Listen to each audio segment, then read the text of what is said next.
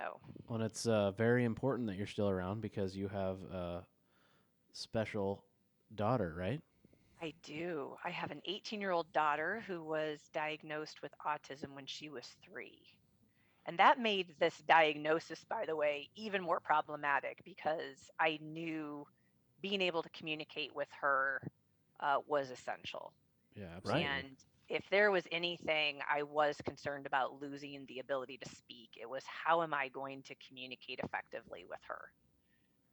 Because parents, right, just with you know special needs kids, we innately know our kids. We all do, right? But Yeah. with a special needs child, you understand better than anybody how to connect and how to communicate effectively. So yeah, it was a big deal. And I remember my colleagues at Deere, and I always wanted to work at Deere, but I will tell you guys, this company and just how much I love the people here and how absolutely amazing they were through that experience.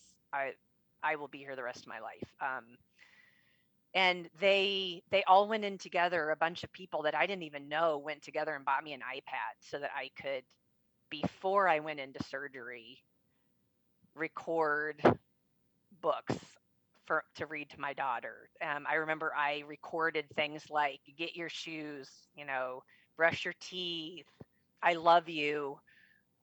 Those things that I might not be able to say afterwards, I put on an iPad so that I was ready to communicate with her in the event I couldn't speak anymore. Wow.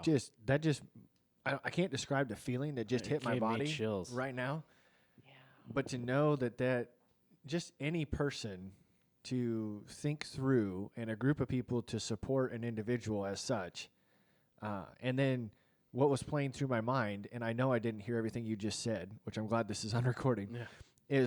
is how you would have felt when you made those recordings. Oh yeah.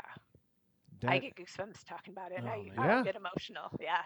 Um, I remember too because this was a choice. I think if there was anything through that experience, and I don't know if you've had serious medical conditions, but you think doctors will tell you what to do. I was visiting with the top specialists at Mayo. I thought Mayo would say, "Here's your course of action. Here's, what we recommend. Now go forth and make that happen," right? And they don't. It was completely up to me. I could wait and see, or I could get the surgery. So that day going in, and it was March 10th, 10 years ago, knowing I was choosing this, and my mom and dad were there, my husband, my sister and brother were there, knowing everything I said to them might be the last time, Hmm. and then being put on that gurney to go back to prep for surgery.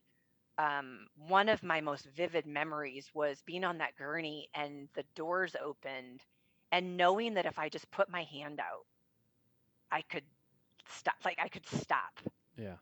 and I could say, "Never mind, never Yeah. mind, never mind. I don't want to do this." Yeah, it was pretty daunting. I I yeah I I'm struggling to put it into perspective because of the magnitude that had as a potential impact on your life. I mean, I everybody on the podcast land knows that I just had a couple of hernias fixed this winter.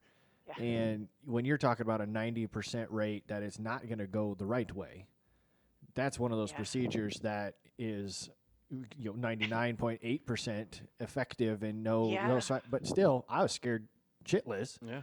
going being put under and not knowing if I'm going to wake up again.